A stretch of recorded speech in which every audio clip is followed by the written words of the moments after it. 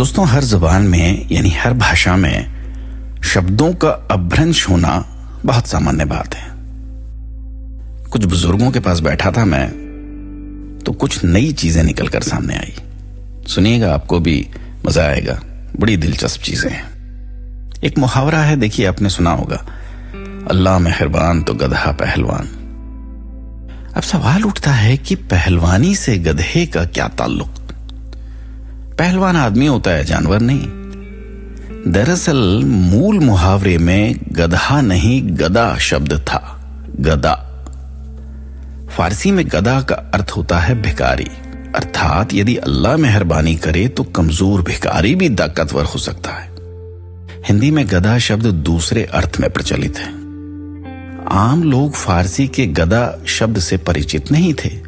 गधा प्रत्यक्ष था, इसलिए गदा के बदले गधा प्रचलित हो गया। इसी तरह एक और मुहावरा है, अकल बड़ी या भैंस।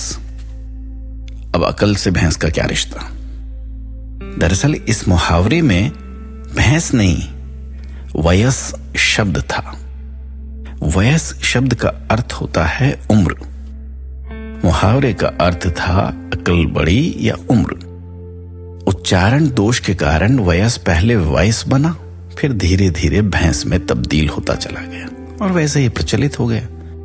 मूल मुहावरा था अकल बड़ी या वयस। इसी वयस शब्द से बना वयस्क। एक और मुहावरा है, धोबी का कुत्ता न घर का न घाट का। मूल मुहावरे में कुत्ता नहीं, कुत्का शब्द था। कुत्का लकड़ी की खूंटी को कहा जाता है, जो घर के बाहर लगी रहती थी। उस पर गंदे कपड़े लटकाए जाते थे।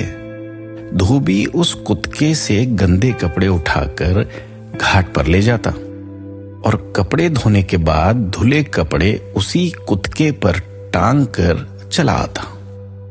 इसलिए ये कहावत बनी थी कि धोबी का कुत्का न घर का न घाट का।